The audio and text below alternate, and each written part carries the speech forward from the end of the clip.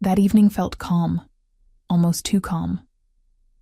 My apartment was quiet, everything in its place, nothing unusual in the air. Then a sudden knock broke the silence.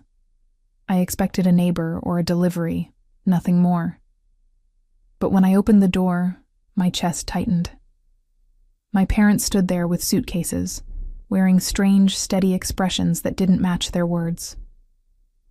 "We lost everything. We have nowhere to stay," they said. The lines sounded practiced, almost rehearsed, and the moment they stepped inside, the atmosphere shifted. Something was wrong. Very wrong. I could feel it in the way they looked around, like they weren't visiting, but arriving. My name is Miranda Cole, 32 years old, an accountant living in Reno, Nevada. For years I worked late nights, counted every dollar, and finally bought the apartment I now call home. It wasn't big, but it was mine. Clean, quiet, and built from my own effort. I thought my life had finally steadied, that all the chaos I'd grown up with was behind me. But everything changed one quiet evening, when I heard a knock on the door. I wasn't expecting anyone. When I opened it, there they were, my parents, standing in the hallway with bags in their hands, faces calm, eyes unreadable. "We lost the house," my mom said softly. "Bad investments. We had nowhere else to go." I froze for a moment. The words sounded rehearsed, almost too smooth. I stepped aside and let them in because, well, they were my parents. But something in me felt uneasy. Their story was vague, the details too thin, their tone too calm for people who'd just lost everything. The way they moved around my apartment, inspecting, touching, rearranging, made my chest tighten. It felt less like they were guests, and more like they were moving in. I didn't know then that what they were hiding wasn't just financial trouble. It was a secret so sharp, so personal, it would cut through everything I thought I knew about family. If you were in my shoes, what would you have done? Stay tuned, because what happened next still keeps me awake at night. That first night, their suitcases scraped loudly across the hardwood as they entered. My mom dropped hers beside the kitchen and immediately began pulling open my cabinets, moving my neatly stacked spices into new spots. "This setup doesn't make sense." "Miranda," she said sharply as if she owned the place. My dad didn't even look at me. He collapsed onto the couch, grabbed the remote, and turned on the TV. "Sports full volume. Just temporary," he muttered. "Until we get back on our feet." Temporary. Yet their bags looked full enough for a long stay. I stood there, arms crossed, feeling the walls of my own apartment close in. "Mom," I asked, trying to stay calm, "what exactly happened with your investments?" She waved a hand, dismissively, rearranging my plates now. "Oh, it's complicated, sweetheart. Bad deals. You know how it goes." Her smile was too tight. Her eyes flickered away. Dad stayed glued to the screen, silent, except for the sound of chips crunching. "What kind of deals?" I pushed. "Can you show me the paperwork?" Her hands froze midair. "Don't worry about it," she said sharply, then softened her tone. "You're such a good daughter for letting us stay." That didn't answer anything. "Yeah, Miranda," Dad added, still not looking up. "Relax. We'll figure it out." Their dodging made my stomach twist. Why? Wouldn't they just tell me the truth? That night I locked my bedroom door, something I hadn't done since I was a teenager. I grabbed my phone and texted Robert Clean, a college friend who now worked as a lawyer here in Reno. "Hey, can you check something for me? My parents say they lost their house." "I need to see the property records," he replied fast. "Give me a day or two. I'll dig into it." I thanked him, but my mind wouldn't stop racing. I kept replaying something my mom had said earlier offhand like it was nothing. "She's doing fine," she'd said when I asked about my sister. Almost too casually, it stuck with me. Why mention her at all? The next morning, I found Mom already in the kitchen reorganizing my pantry. "This place could use some order," she said, tossing my half-empty cereal box into the trash. I bit my tongue to keep from snapping. Dad was sprawled on the couch again, flipping channels. "You've got a nice setup here, Miranda," he said, eyes scanning the room like he was appraising it. "Thanks, Dad." "So, what's the plan? You guys looking for a new place?" He shrugged. "We'll stay until things settle. No rush, no rush. My apartment wasn't a hotel." "What about your savings jobs?" I pressed. Mom's "Stop interrogating us, Miranda. We're your parents." The edge in her tone stung. I left for work feeling uneasy, thoughts of my sister gnawing at me. I called her during lunch. No answer, of course. She'd always been the golden one, the favorite, the one they protected.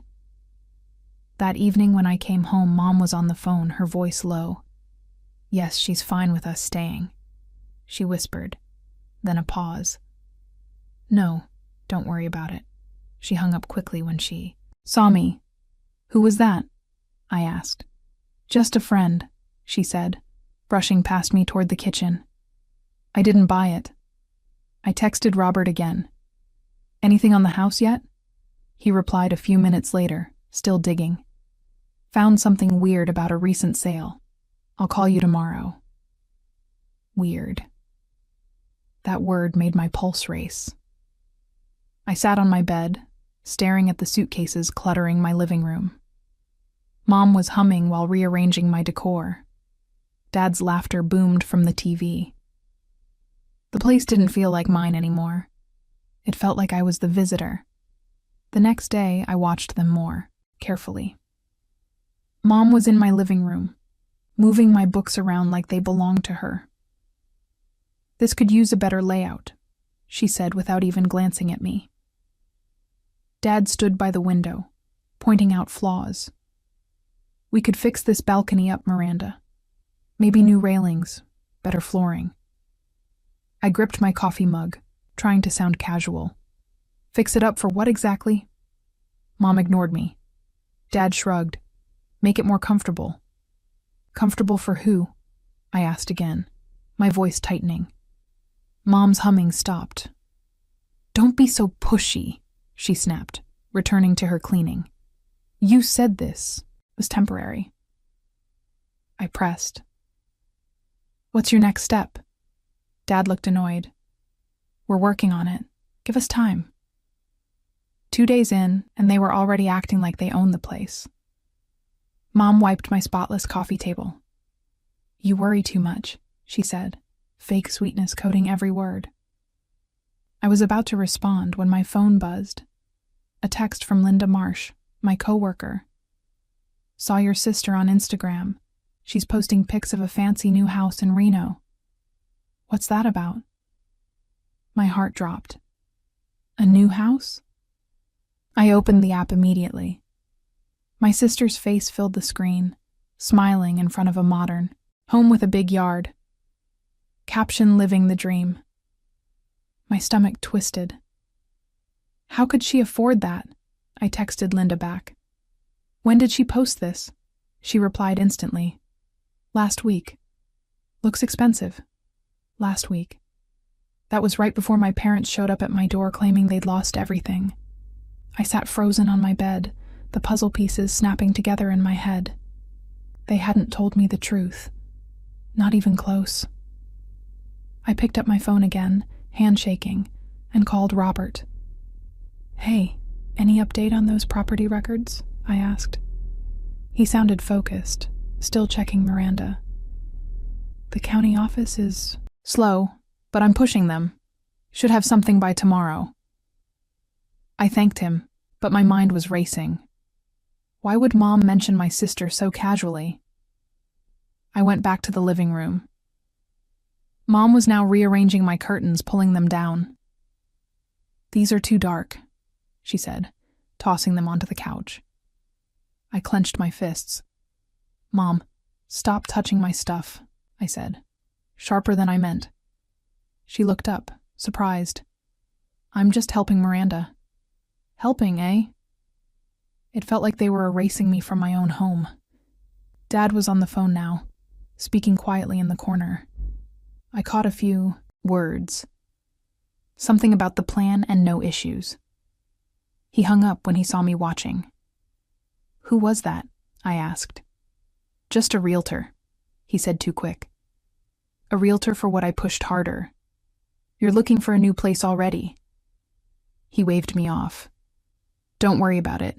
I wasn't buying it." I went back to my bedroom, my head spinning. Linda's text kept nagging at me. I checked my sister's Instagram again, zooming in on the house. It looked like one of those upscale places in South Reno, way out of her price range. She's a part-time barista. No way she could afford that alone. I paced my room, trying to stay calm. Mom's humming from the living room grated on my nerves. Dad's muttering about fixing my balcony echoed in my head. They weren't acting like people who'd lost everything. I texted Linda again. "Anything else about my sister?" She replied. "Heard she's hanging out with some shady friend talking big about some business deal." Shady friend? That sounded like trouble. I sat down staring at my phone. My parents were hiding something and my sister was tied to it. The next morning, Robert called. "Miranda, I got the records," he said, his voice low. "Your parents sold their house 2 weeks ago for $860,000. The money went straight to your sister for a house in South Reno." I froze my phone, pressed hard against my ear. What I managed to say. Robert kept going. The sale was clean. No foreclosure, no bad investments. They signed the funds over to her name. My chest tightened. They lied. They didn't lose their house. They gave it all to my sister. I thanked Robert, my voice shaking, and hung up. My parents were in my living room sipping coffee like nothing was wrong. How could they look me in the eye and lie like that? I needed more answers. I drove to a coffee shop to meet Sylvia Dean, my aunt. She's always been the one person in the family who tells it straight. When I sat down, she could see the anger in my eyes. "What's going on, Miranda?" she asked, leaning forward. I spilled everything: my parents' sudden arrival, their vague story, the Instagram post of my sister's new house. Sylvia's face darkened. "I was afraid of this," she said, stirring her coffee. "Your sister got pulled into a risky deal by Danielle Ford, her friend. They're planning to open some trendy restaurant in Reno, maybe with a mini casino attached. Your parents bankrolled the whole thing." My jaw dropped. A restaurant, a casino. That's what they sold their house for. I pressed Sylvia for details. "Danielle's been pushing your sister to go big," she said. "Tara's always been impulsive. And Danielle's got her convinced this is their ticket to millions. Your parents ate it up, handed over the cash without a second thought." I leaned back, my head spinning. My sister, a part-time barista, was chasing some pipe dream, and my parents gave her everything. Meanwhile, they were crashing at my place, acting broke.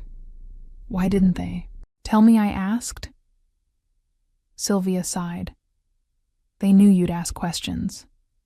You're not like Tara. You don't just nod and smile." Her words hit hard. I'd spent years building my life, saving for my apartment while they poured their money into my sister's fantasy. Back at home, I couldn't look at my parents the same way. My mom was flipping through a magazine on my couch, her feet up like she owned it. My dad was measuring my kitchen counter, muttering about replacing it. "This could use an upgrade," he said, not even noticing me. I clenched my jaw, trying to stay calm. They weren't just staying here. They were settling in, planning to take over my space, while my sister lived in a mansion they paid for. The betrayal stung deep. I'd always known they favored her. But this was a new low. I called Robert again, my voice steadier now. "Can you send me the sale documents?" I asked. "I need proof." He agreed, promising to email them by evening. I sat at my desk, staring at my laptop, replaying Sylvia's words. A restaurant, a mini casino. It sounded like a disaster waiting to happen. I knew Tara. She's never managed anything bigger than a coffee shop shift. And Danielle, I'd met her once. All flash and big promises. This was their scheme. And my parents were all in, leaving me to clean up the mess. I opened my sister's Instagram again, scrolling through her posts. Every picture screamed money, new furniture, a sleek kitchen, a pool in the backyard, my parents' money. I felt sick. They'd lied to my face, moved into my home, and thought I'd just let it slide. I wanted to confront them right then, but I needed those documents first. I had to be sure. I paced my bedroom, my anger building. My mom called from the living room. "Miranda, come eat with us."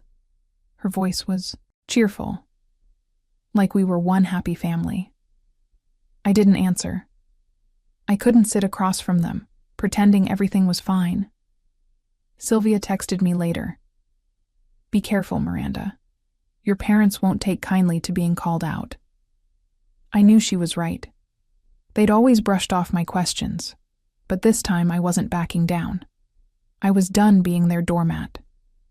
The truth was out, and I was ready to face them. That evening, I couldn't hold back. I marched into the living room where my mom was folding blankets she'd brought, stacking them on my chair. My dad was tinkering with my thermostat, grumbling about the settings. I took a deep breath. "Mom, Dad, we need to talk," I said, my voice firm. Mom looked up, eyebrows raised. "What's this about Miranda?" she asked, folding her arms. I held up my phone, showing the email. "I know you sold your house. $860,000 all to my sister. No bad investments. So why are you here lying?" To Mom's face tightened, but she forced a laugh. "You're overreacting," she said, turning back to the blankets. "It's not like that." I stepped closer. "Then show me your bank statements. Prove you're broke." Dad stopped messing with the thermostat, his jaw clenching. "Don't talk to your mother like that," he snapped. I didn't back down. I deserve the truth. You gave my sister a fortune, and now you're taking over my home. Why? Mom's eyes narrowed. "We're your parents, Miranda." "You owe them?" My blood boiled. "I owe you nothing," I said, my voice rising. "I worked for this apartment. You chose to give everything to her. Why lie?" Mom slammed a blanket down. "Stop it, Miranda. You're so selfish," she shouted. I pushed harder. "Selfish? You sold your house, gave her the money, and now you're using me. Show me the proof or admit you lied." Her face turned red, her hands shaking. Before I could react, she stepped forward and slapped me across the face. The sting shocked me, my cheek burning. I stumbled back, staring at her. Dad froze his eyes wide. "Pamela, enough," he barked, but she just glared at me, breathing hard. My phone rang, cutting through the tension. It was Linda. I stepped into the hallway, my hand on my cheek. "Miranda, you okay?" she asked. "I just heard your sister's been blowing money like crazy, fancy dinners, designer bags. The works." I clenched my fist. "Thanks, Linda," I said, my voice tight. "She's living it up while my parents crash here." I hung up, my anger surging. Tara was out there wasting their money while they tried to guilt me into giving up my home. A loud knock startled me. I opened the door to find Edward Blake, my neighbor, looking concerned. "Everything all right, Miranda?" he asked. I heard shouting. I forced a nod, my cheek still stinging. "Just a family disagreement, Mr. Blake," I said, trying to sound calm. He frowned, glancing past me. "If you need anything, I'm right next door." I thanked him and shut the door, turning back to my parents. They were whispering now. Mom's face still flushed. Dad, avoiding my gaze. I took a deep breath, steadying myself. "You need to leave," I said, my voice low but firm. Mom laughed sharp and bitter. "You're kicking us out after everything we've done for you." I stood my ground. "You lied to me, took over my home, and now this." It touched my cheek, the pain fueling my resolve. "Get your things and go." Dad stepped forward, his voice softer. "Miranda, let's talk this out. We're family." I shook my head. "Family doesn't lie like this. You have until tomorrow morning." Mom scoffed, grabbing a blanket and storming to the guest room. Dad followed, muttering under his breath.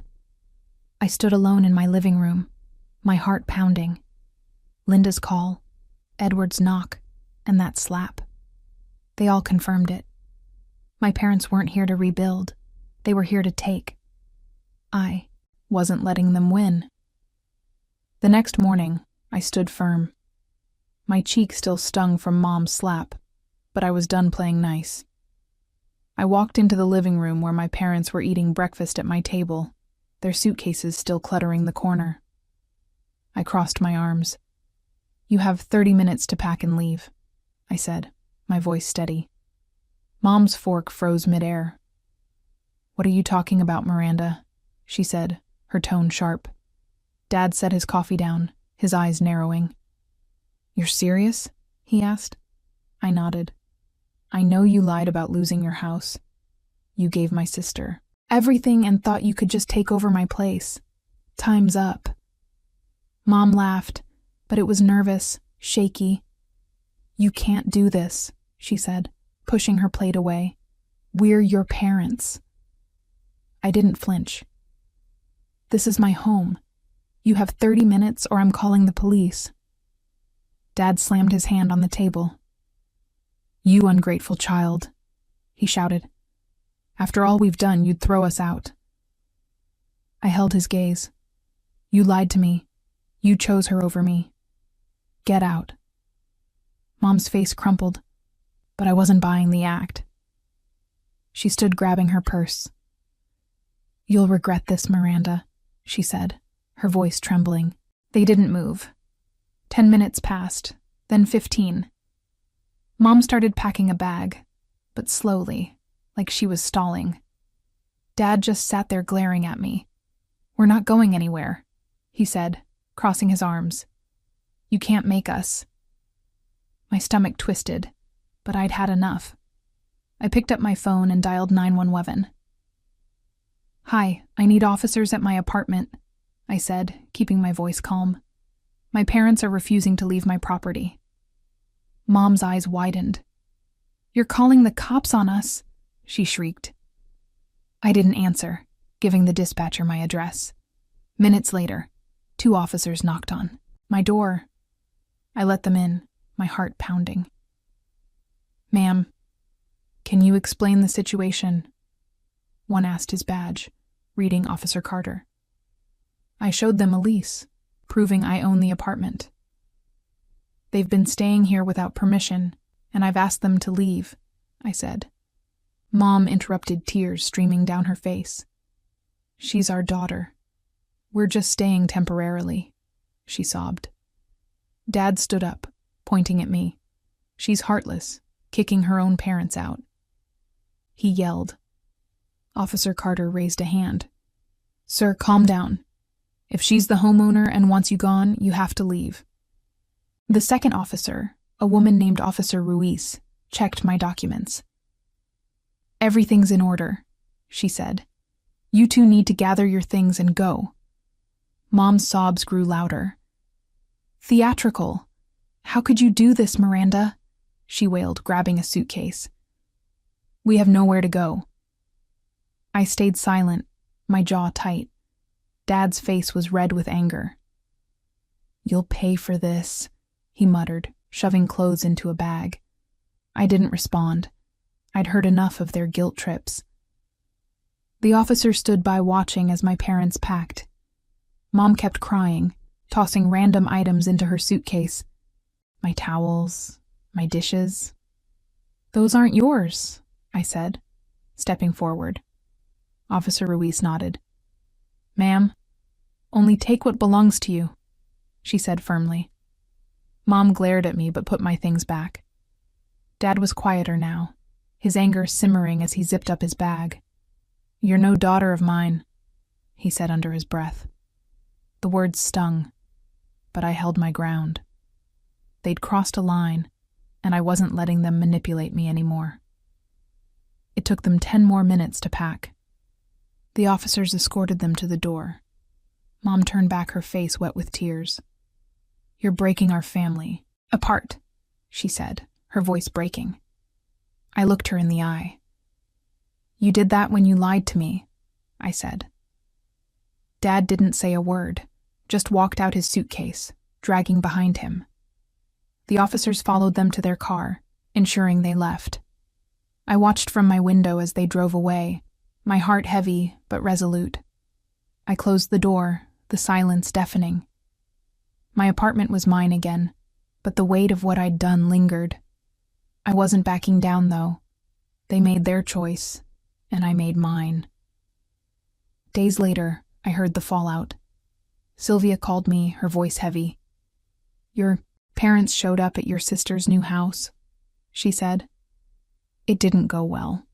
Apparently, my mom and dad had arrived at Tara's doorstep expecting to move in. Tara let them stay, but within 3 days, they were at each other's throats. My sister flushed with her fancy new home. Didn't want them cramping her style. Sylvia said Tara kicked them out after a screaming match, accusing them of meddling in her life. I wasn't surprised. Tara's always been quick to take, but not to share. I sat at my desk processing it.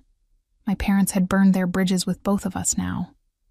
Then, Sylvia dropped another bomb. Tara's in trouble, she said. That restaurant and mini casino project with Danielle. It's collapsing. I leaned forward, gripping my phone. What happened? I asked. Sylvia explained that Danielle had mismanaged the funds, blowing most of the 860 farers on flashy decor and bad contracts. The project never even opened. Suppliers backed out. Permits fell through. Tara was left with nothing, and the bank was moving to repossess her house. I closed my eyes, the weight of it sinking in. My parents had gambled their entire savings on my sister's reckless dream, and now they were all paying the price. I thought that was the end of it, but I was wrong. A week later, Linda texted me screenshots from a local Reno community group online. My parents were spreading lies, telling anyone who'd listen that I'd abandoned them, thrown them out heartlessly, and left them homeless. Miranda's always been selfish. One post quoted my mom saying, another had my dad claiming I'd turned my back on family. My stomach churned. They'd lied to me, taken over my home, and now they were dragging my name through the mud. I showed the post to Robert, who was at my apartment going over some paperwork. This is defamation, he said, his voice firm. You can sue them for this. I hesitated. Suing my own parents felt extreme, but their lies were spreading fast. Neighbors I barely knew were giving me cold looks at the grocery store. I called Sylvia, needing her perspective. They're trying to save face, she said. They're embarrassed and lashing out, but you can't let them ruin your reputation. Her words hit home. I'd worked too hard to let their rumors define me. What do I do? I asked. Sylvia was blunt. Fight back. Show them you're not their scapegoat. I nodded. Even though she couldn't see me, she was right. I had to protect myself. Robert got to work. He drafted a cease and desist letter demanding my parents retract their statements publicly or face a defamation lawsuit. "We've got the evidence," he said, pointing to the screenshots in my lease, proving I owned my apartment. "They can't argue with this." I signed the letter, my hand steady, but my heart racing. Robert sent it to my parents through a process server, ensuring they couldn't ignore it. I waited, unsure how they'd react. Would they double down or back off? A few days later, I got a call from a number I didn't recognize. It was my mom, her voice shaky. "Miranda, why are you doing this?" she asked. "You're tearing us apart." I clenched my jaw. "You spread lies about me," I said. "You said I abandoned you when you lied and tried to take my home. Stop, or I'll see you in court." She went quiet, then hung up. I didn't feel good about it, but I felt strong. Within a week, the posts were gone. My parents issued a public apology on the same community group, admitting they'd misspoken about me. It was short-grudging, but it was enough. Robert checked with his contacts. No new rumors had popped up. Sylvia texted me, "Proud of you, Miranda. You stood your ground." I sat in my apartment now, peaceful again, and let out a long breath. My parents had lost everything. Their house, their relationship with Tara, and now their credibility. I hadn't wanted it to end like this, but they'd forced my hand. I wasn't their doormat anymore. Weeks later, I found peace. I blocked my mom, my dad, and my sister on every platform: phone, email, social media. Their number sat in my blocked contacts, a quiet reminder of the line I'd drawn. My apartment felt like mine again. No suitcases cluttering the corners, no one rearranging my things. I walked through my living room, running my fingers over the furniture I'd worked so hard to buy. For the first time in months, I could breathe. The silence wasn't heavy anymore. It was freeing. I'd spent years trying to please my family, always coming second to Tara, but no more. I was done chasing their approval. Sylvia stopped by one afternoon, bringing coffee and her usual blunt wisdom. "You did the right thing," she said, sitting on my couch. "Family. Doesn't get a free pesto hurt you?" I nodded, stirring my latte. "It's hard," I admitted. "I keep wondering if I was too harsh." Sylvia shook her head. "You set boundaries. That's strength, Miranda, not cruelty." Her words sank in. I'd always seen boundaries as selfish, but now I understood they were how I protected myself. Sylvia squeezed my hand. "You're tougher than you think," she said. I smiled, feeling a weight lift. Linda kept me grounded too. We met for lunch at a diner near my office, splitting fries and trading stories. "You're better off without them," she said, dipping a fry in ketchup. "I saw your sister's latest post. She's still acting like nothing's wrong." I sighed, shaking my head. Tara had lost her house, but she was back to posting selfies, pretending her life was perfect. I didn't check her page anymore. It wasn't worth the energy. "I'm done with her drama," I told Linda. She grinned. "Good. Focus on you now." Her support steady and no nonsense reminded me I wasn't alone. I started small rituals to reclaim my space. I bought new curtains, bright ones that let the Nevada sun flood my apartment. I rearranged my bookshelves, organizing them exactly how I wanted. Every choice, no matter how small, felt like a declaration of my independence. I wasn't just surviving. I was building a life that was mine. At work, I threw myself into my spreadsheets, finding comfort in the numbers. They didn't lie or manipulate. They just were. My boss noticed my focus, even hinting at a promotion. For the first time, I felt like I was moving forward, not just holding on. Sylvia invited me to her place for dinner one evening over homemade lasagna. She shared stories of her own fights with family, how she'd learned to stand up for herself decades ago. "You're not defined by them, Miranda," she said, passing me a plate. "You're defined by what you do next." Her words stuck with me. I wasn't the daughter who'd abandoned her family as my parents had claimed. I was the woman who'd fought for her peace, who'd learned her worth. I thanked Sylvia, feeling a warmth I hadn't in a long time. Linda texted me updates about work and life, checking in like a true friend. "You're killing it," she wrote one day with a picture of her dog wearing a tiny hat. I laughed, saving the photo. These moments, small, real, human, were what mattered now. I didn't need my parents' approval or Tara's chaos. I had people who saw me for me, not for what I could give them. One night, sitting on my balcony, I thought about everything I'd been through. The lies, the betrayal, the fight to take back my home. It had all led here.